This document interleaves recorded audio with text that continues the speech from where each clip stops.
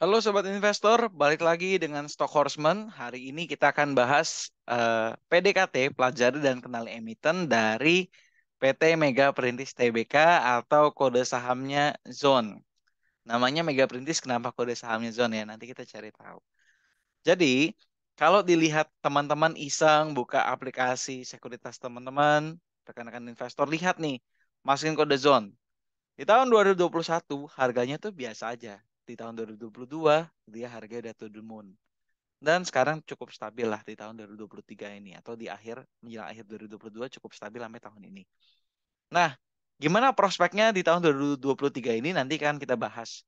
Kita akan cek juga nih company overview-nya. Jadi sebelum mungkin teman-teman putusin beli atau enggak, teman-teman at least tahu dulu kira-kira ringkasan perusahaannya seperti apa. Yang kedua, bisnis modelnya seperti apa. Gimana cara dia mendapatkan uang, pelanggannya siapa, sumber dayanya apa, kita bahas di bisnis model. Juga laporan keuangan selama 5 tahun terakhir. Kita mau lihat nih performance-nya gimana dari sejak dia IPO sampai sekarang. Iya, IPO-nya baru belum lama sih tahun 2018, jadi kita bisa lihat gitu ya. Oke, nah kalau dilihat dari Yahoo Finance, teman-teman buka Yahoo Finance, masukin zone, ini kalau kita lihat dari 2021 nih, bulan Maret, ya mungkin sampai akhir Desember lah. Sampai Desember atau Januari, Februari ini, harganya stabil di 400-an dari harga dia buka gitu ya, 400-an. 400-an dan tiba-tiba di bulan Maret, April harganya udah naik-naik to the moon. Bahkan di Mei yang IHSG koreksi cukup dalam, ini dia bisa malah lebih tinggi nih. Bulan Juninya udah recovery cepet banget. Bahkan ATH all time high-nya ada di bulan Juni ini sebelum masuk Juli. Juni pertengahan lah mungkin. Dan sekarang stabil di 1.200-an. Kalau teman-teman beli di tahun 2021, harganya 400, sekarang udah 1.200. Berarti saham teman-teman udah naik 300%. Udah beggar nih. Nah, kita mau lihat prospeknya di tahun 2023 kayak gimana. Oke, jadi yang akan kita bahas adalah pertama, company overview, ringkasan perusahaan, bisnis model, dan laporan keuangannya. Ini kalau teman-teman lihat di backgroundnya ini salah satu tokonya dia, namanya Menzone. Dia punya brand Menzone, ada barang Nike juga, dan barang-barang lainnya. Nanti kita akan lihat. Oke, overviewnya gimana? Ini ngambil dari katalog, gambarnya ngambil dari katalognya Mega Perintis. Nah, Mega Perintis adalah perusahaan yang bergerak di bidang perdagangan retail. Jadi fokusnya adalah retail. Retail itu artinya bisnisnya to end user langsung atau ke pelanggan akhir. Contohnya kalau misalkan jualan baju ya itu pasti ke pelanggan akhir atau bukan bisnis to bisnis. Fokusnya bukan di bisnis to bisnis dan fokusnya biasanya pada fashion pria. Tapi Mega Perintis ini juga punya toko yang khusus untuk perempuan. Nanti kita lihat. Nah, perusahaan menjual produk fashion dengan menggunakan mereknya sendiri yang diproduksi melalui anak perusahaan yaitu PT Mega Putra Garment. Kalau teman-teman cari data info tentang Mega Putra Garment, perusahaan ini ada warehouse-nya, ada pabriknya, ada manufacturing-nya di daerah Pemalang. Pemalang itu lewat eh, jalur jalur Pantura gitu ya. Lihat ada Pemalang itu ya bagusnya adalah kalau di daerah Jawa Tengah UMR nggak gitu besar. Jadi untuk bangun pabrik nggak terlalu mahal kos untuk sumber dayanya gitu. Masih sekitar 1,9 beda dengan pabrik-pabrik yang di Bekasi yang mungkin UMR udah 4 sampai 5 juta gitu ya. Nah, perusahaan juga menjadi retailer untuk pakaian dan peralatan olahraga seperti merek Nike, Puma dan berbagai brand lain yang penjualannya dilakukan melalui anak perusahaannya yaitu PT Mitra Telindo Global atau MG. Perusahaan melalui anak usaha tidak langsung yaitu PT Mitra Perintis Merdeka atau MPM melakukan kegiatan usaha trading. Jadi lihat nih, dia ada retail juga, ada trading juga dengan menjadi pemasok, dia supplier, desain juga dan produksi pakaian untuk merek pihak ketiga. Jadi pihak ketiganya kayak Maklun gitulah. Oke. Nah, ini company overview secara keseluruhan. Mungkin ini singkat aja, ringkas aja. Kalau lebihnya teman-teman bisa lihat kepemilikan publiknya gimana. Ya di sekuritas teman-teman pasti ada lah untuk direksinya siapa aja. Nah, kita bisa lihat. Nah, kalau kita lihat dari bisnis modelnya, oh, sebelum masuk ke bisnis model, kita lihat dulu nih. Untuk retailer, dia punya PT Mega Perintis dan Mitra Telindo Global. Nah, Mitra Telindo untuk yang branded-branded gitulah. Mega Perintis untuk yang their own brand, jadi brand dia sendiri. Untuk Garmen, dia punya PT Mega Putra Garmen, ini yang lokasinya di Pemalang, yang tadi saya ada sempat info. Nah, ini untuk dia produksi atau manufacturing. Dan ada tradingnya juga dengan Mitra Perintis Merdeka atau MPM. Ini brand yang mereka punya.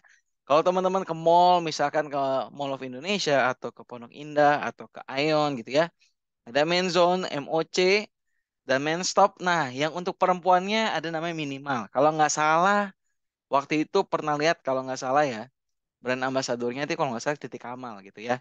Jadi ini ada Menzone, MOC, Menstop, sama Minimal. Ini yang brand mereka handle sendiri. Ini brand punya mereka sendiri.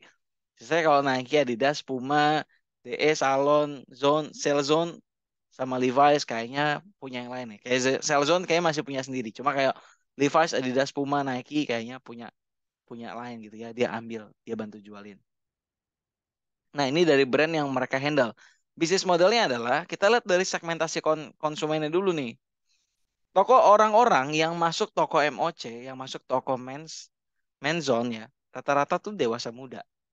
Kayaknya bajunya nggak cocok gitu kalau untuk usia 38, 40 masuk beli ke sana. Ya mungkin ada yang suka, cuma kurang pas aja gitu sama range usianya. Nah, biasanya yang beli dewasa muda ya, 18 sampai 35 tahun. Asumsinya first jobber baru dapat kerja, dia mau baju yang keren, ya nggak murah-murah amat karena lokasinya juga di mall. Kalau kita tahu mall kan biasanya pasti harganya mid lah, medium karena mall-mall yang dimasukin juga bukan mall yang kayak ITC gitu ya. Memang mall yang convenience, yang nyaman, yang pakai AC, yang bersih, yang displaynya juga bagus. Jadi targetnya adalah dewasa muda, first jobber atau yang udah menuju meniti karir dengan penghasilan yang menengah dan price-nya adalah medium to high gitu ya. Jadi ya average mungkin harga barangnya 300-an lah, 300 sampai 500 di tokonya. Nah, selain direct selling ke konsumen langsung, si perusahaan ini PT Mega Perintis juga ada B2B, yaitu dia menjual di Matahari Department Store. Jadi kalau teman-teman lihat di Matahari Department Store ada corner-corner dari MOC itu Matahari beli juga.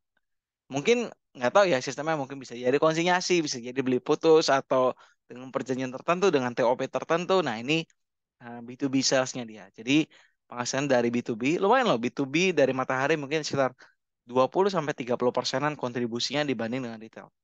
Gitu ya.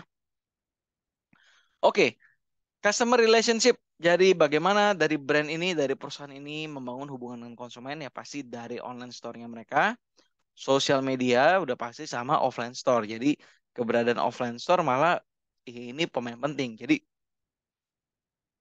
kalau sampai ada pandemi atau kalau biaya sewanya naik, pasti ini pengaruh banget sama bisnis modelnya dari PT Mega Perintis ini.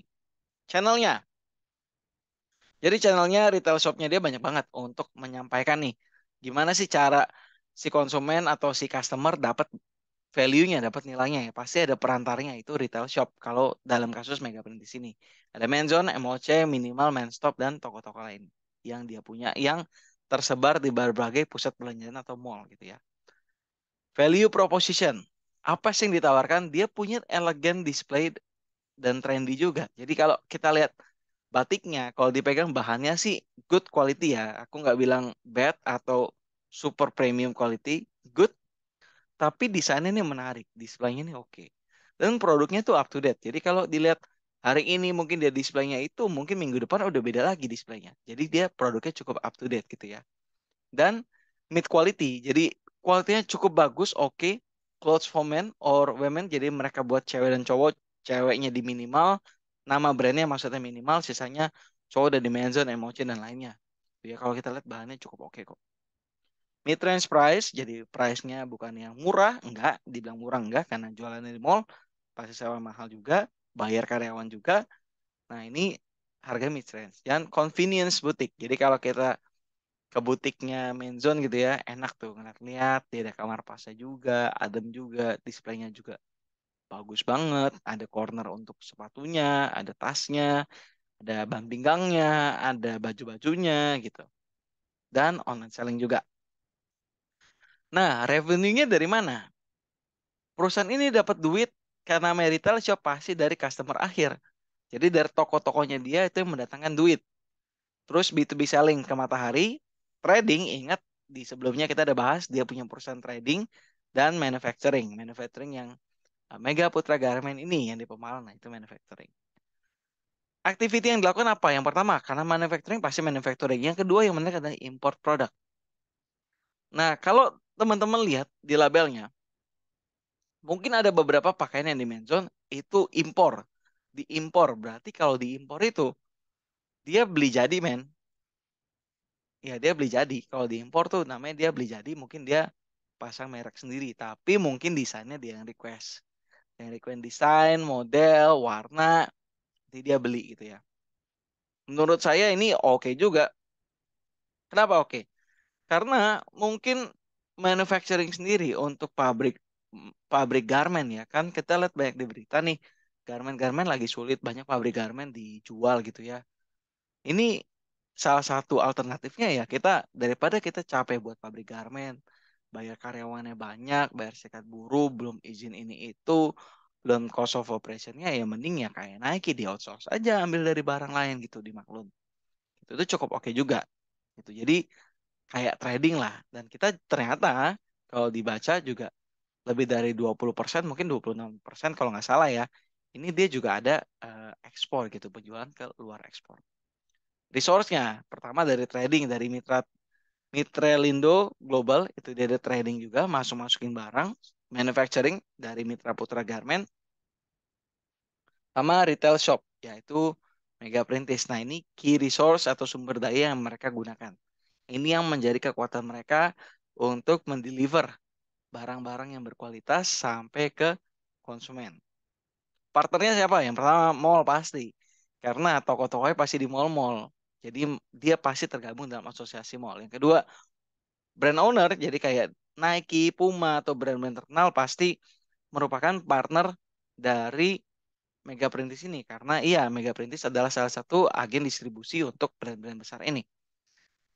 Juga Tancorp. Nah, perusahaan ini adalah salah satu grup dari Tanoto Family. Jadi Tan Corporation gitu ya, Tanoto Corporation, Tanoko.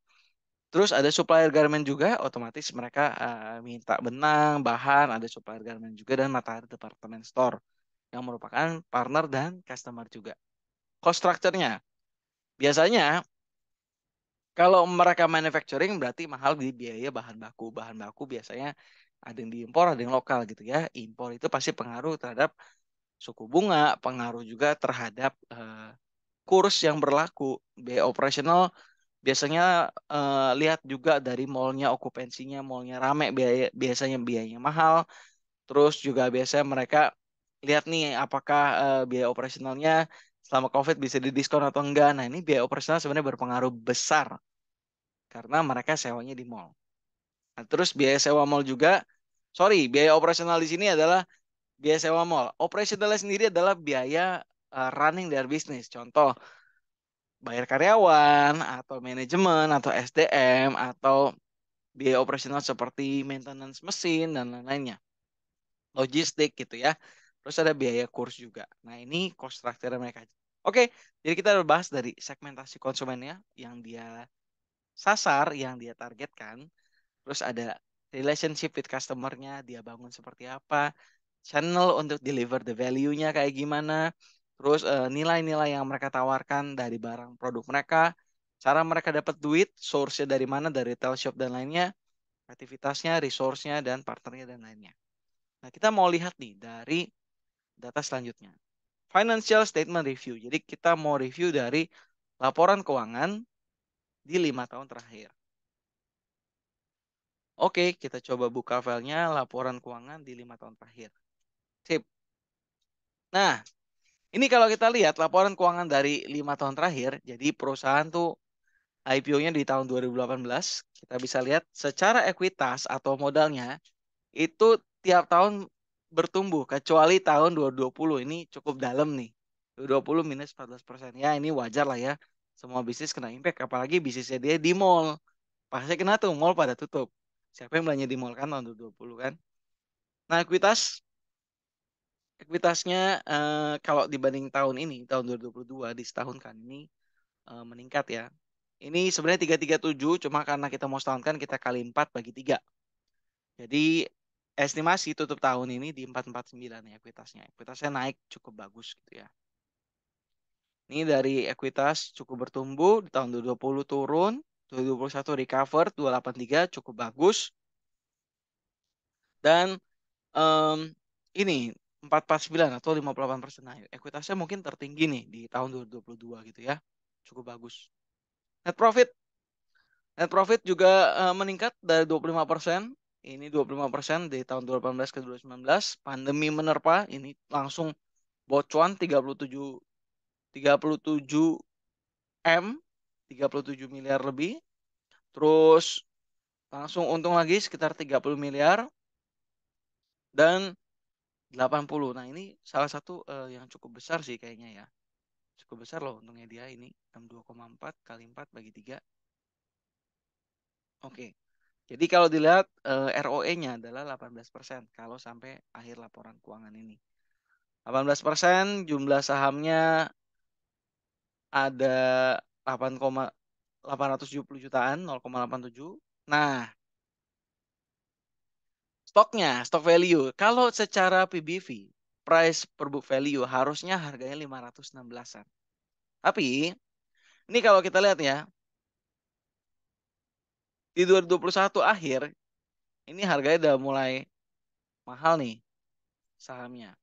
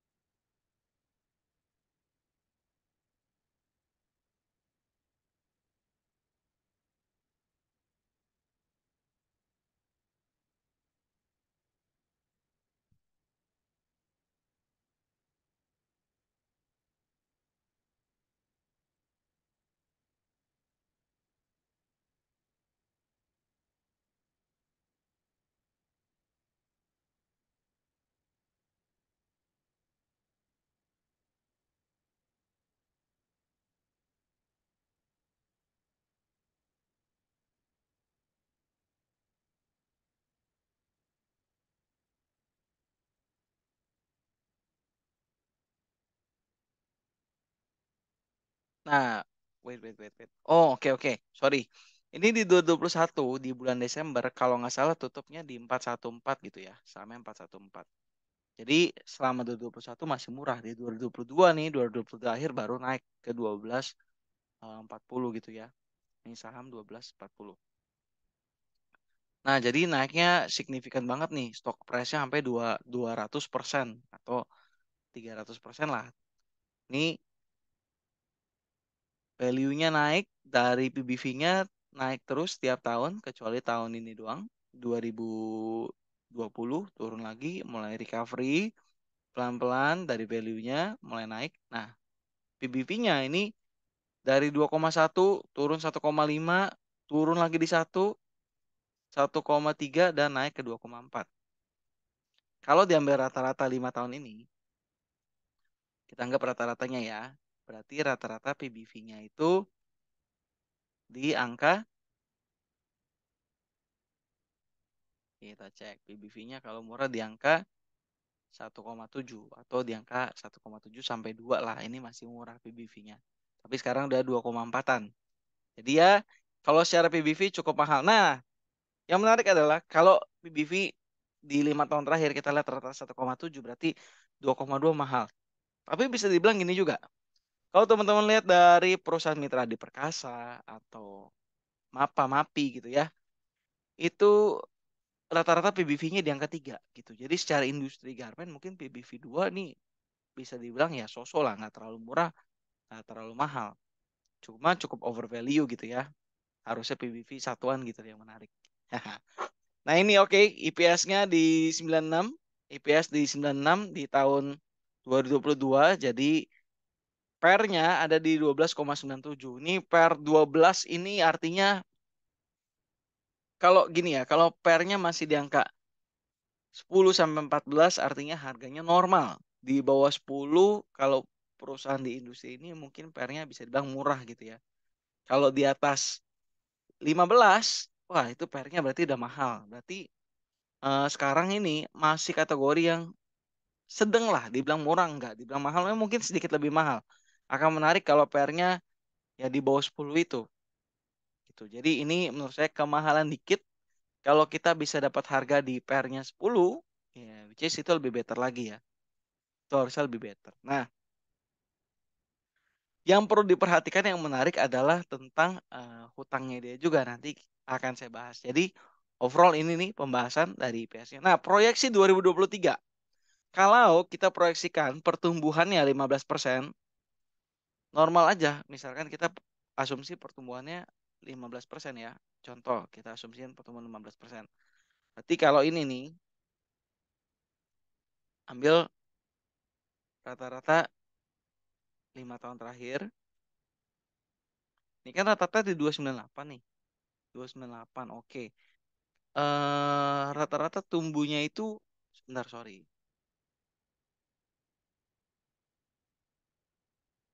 Nah, rata-rata tumbuhnya, wah 24% nih. Katakanlah let's say 15% aja deh. Pertumbuhan ekuitasnya berarti di angka sekian. Terus net profitnya tumbuh di 15% juga, berarti di angka 95 M gitu ya. Terus juga ada ROE-nya tetap 18%, share number yang nggak berubah, stock split, stock value-nya di angka 593 atau 594. Ini nilai bukunya dia kalau kita mau dapat barang yang murah, berarti kita kalau ini akhir tutup tahun ya, artinya mungkin kita bisa dapat di harga kalau sekarang 1225. Kalau sekarang harganya 1225, artinya pairnya 11. Ya, masih rada mahal sih. Kalau teman-teman mau beli yang murah, itu mungkin pairnya bisa di bawah 10. Di bawah 10 mungkin bisa harga 1100 atau coba 1200 tuh gitu ya. Masih belum 1100. Nah, kalau harga ada 1100 mungkin bisa dibilang secara pair ini cukup murah karena adalah pair yang paling murah dibanding 5 tahun ke belakang. Jadi kalau teman-teman dapat misalkan lagi turun ke harga 1100 mungkin boleh dipertimbangkan tuh. PBV juga lumayan kecil gitu ya. 1,9 rata-rata kan udah pada duaan. Apalagi PBV industri garmen gitu cukup tinggi gitu ya. Kayak Mitra Perkasa dan lainnya itu udah PBV-nya udah di atas 2 atau di hampir 3 gitu. Nah ini cukup oke. Kalau teman-teman dapat di harga 1100 mungkin masih bisa naik. Lumayan kalau misalkan naiknya sampai PBV-nya 1100 kalau PBV-nya tetap 2,4.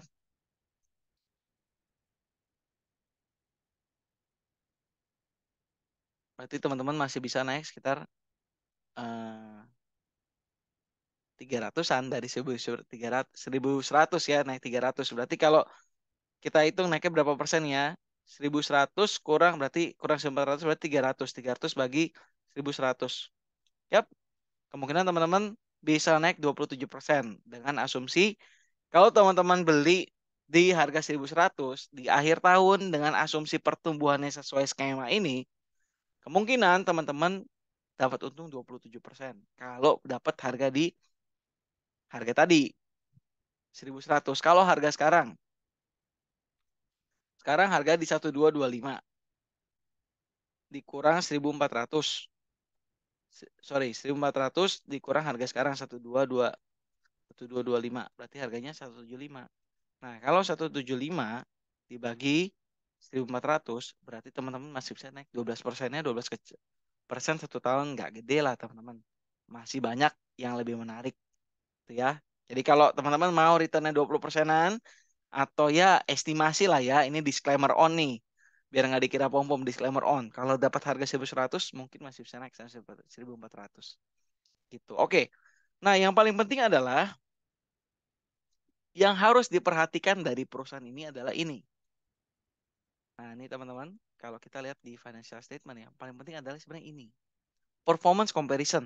Jadi dari equity-nya, net profit-nya, liability atau kewajibannya, dan EPS.